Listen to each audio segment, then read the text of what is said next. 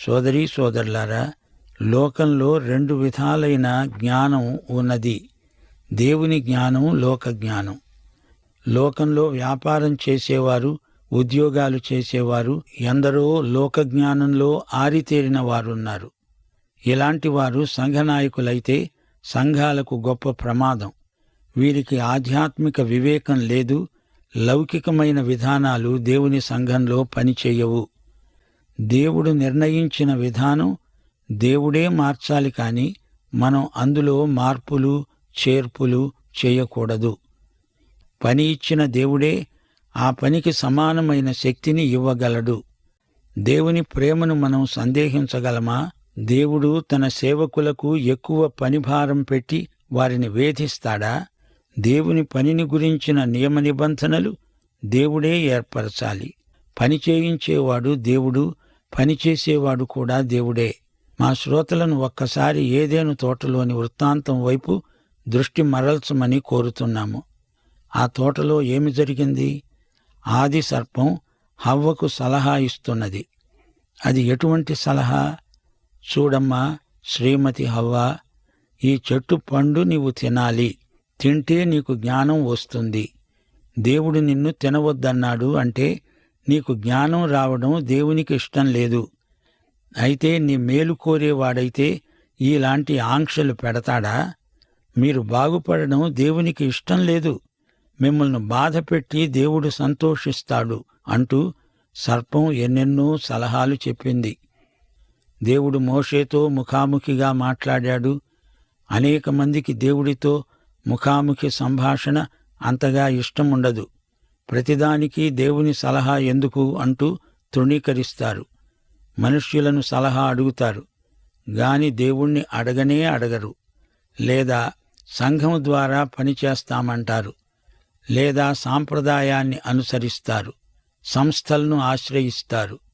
వీటన్నిటిని మించి దేవుణ్ణి సంప్రదించడం ముఖ్యం. దేవుని బిడ్డ ఏమి చెప్పాలి? దేవుడు ఇలా సెలవిస్తున్నాడు అనాలి. అంతేకాని వారు వీరు చెప్పింది ప్రమాణంగా తీసుకోకూడదు. దైవసేవకుడు దేవునికి లెక్క అప్పగించాలి. అతడు దేవునికే బాధ్యుడు. దైవసేవకునికి కావలసిన శక్తి ఇచ్చేవాడు పరిశుద్ధాత్మ. అపొస్తలుల కార్యములు 1వ అధ్యాయం 8వ వచనం ఇదే మాట చెబుతోంది. పరిశుద్ధాత్మ మీ మీదికి వచ్చినప్పుడు మీరు శక్తి నొందుతారు అన్నాడు ప్రభువు. ఈ రోజున క్రైస్తవులు ఏవో కొత్త పద్ధతులు ప్రయోగించాలని చూస్తున్నారు. దాని ద్వారా విజయం సాధించగలమని అపోహపడుతున్నారు. అందరికీ అనుకూలమైన బోధలు చేయడానికి పూనుకుంటున్నారు. నేటి తరానికి సువార్త ప్రకటించాలంటే ఆధునిక పద్ధతులు వాడాలని వీరి అభిప్రాయం. సోదరీ సోదరులారా, మనం వాడే పద్ధతి మీద సువార్త ఆధారపడి ఉండదు. సువార్తలో గొప్ప శక్తి ఉన్నది. అది లోకజ్ఞానం కాదు. లౌకిక పద్ధతులు సువార్త సేవకు బొత్తిగా పనికిరావు. 1 కొరింథీ 3వ అధ్యాయం 18, 19 వచనాలు, ఎవడునూ తనను తాను మోసపరచుకొనకూడదు. మీలో ఎవడైనా ఈ లోకమందు తాను జ్ఞానిని అనుకొన్న ఎడల జ్ఞాని అగునట్లు వెర్రివాడు కావాలి. ఈ లోక జ్ఞానం దేవుని దృష్టికి వెర్రితనమే. జ్ఞానులను వారి కుయుక్తిలో ఆయన పట్టుకుంటాడు. జ్ఞానుల యోచనలు వ్యర్థములు అని ప్రభువుకు తెలుసు. అపొస్తలుడైన పౌలు 1 కొరింథీ 2వ అధ్యాయం 4వ వచనంలో స్పష్టంగా చెబుతున్నాడు, మీ విశ్వాసము మనుష్యుల జ్ఞానమును ఆధారము చేసుకొనక దేవుని శక్తిని ఆధారం చేసుకొని ఉండాలని నేను మాట్లాడినా, సువార్త ప్రకటించినా జ్ఞానయుక్తమైన తీయని మాటలను వినియోగించక పరిశుద్ధాత్మ దేవుని శక్తి కనపరిచే దృష్టాంతాలనే వినియోగించాను. సోదరీ సోదరులారా, చమత్కార భాష, కుయుక్తిగల మాటలు వాడి ప్రజలను ఆకర్షించడం అది దైవ సేవ కాదు. మనకు దేవుని జ్ఞానం కావాలి. దేవుని జ్ఞానమే మనల్ని నడిపించాలి. దేవుని శక్తి కావాలి. అంతేగాని కొత్త పద్ధతుల వలన మాత్రమే ఏమీ ప్రయోజనం లేదు. సోదరుడా, సోదరి, లోకజ్ఞానం మీద ఆధారపడకండి. పైనుండి వచ్చే జ్ఞానం దేవుని జ్ఞానం, దానిమీదనే ఆధారపడాలి. దైవసేవ వేరు, లోకంలో ఉద్యోగం చేయడం వేరు. ఉద్యోగికి జీతం వస్తుంది, అది పనివానికి దొరికే వేతనం. పనిని బట్టి జీతం. జీతగాడు యజమాని కాడు, జీతగాడు జీతగాడే. ఏదైనా కష్టం వస్తే పని విడిచిపెట్టి వెళ్ళిపోతాడు. కాని దైవసేవకుడు అలా కాదు. అతడు దేవుని జతపనివాడు. ఈ సందర్భంలో క్రైస్తవ నాయకత్వాన్ని గురించి కొన్ని ఆలోచనలు మనకు రావటం సహజం. అలాగే ఈ రోజున కూడా లోకంలో పెద్ద పెద్ద సంస్థల్లో పనిచేసిన వారు, నాయకులు అవే సూత్రాలను తెచ్చి దైవసేవకు వర్తింపచేయాలని చూచి విఫలులవుతున్నారు. యేసు ప్రభువు నాయకులకిచ్చిన శిక్షణ ఎలాంటిదో గుర్తించండి. ఆయన తన శిష్యులను తన దగ్గరే ఉంచుకున్నాడు. శిష్యులు యేసు ప్రభువు పద్ధతులు నేర్చుకున్నారు, ఆయననే అనుకరించారు. యేసు మాటలు, చేతలు, యేసు వ్యక్తిత్వం, యేసు మనస్సు, యేసు వైఖరి ఇవన్నీ శిష్యులు నేర్చుకున్నారు. వారికి యేసుతో సన్నిహిత సహవాసమున్నది.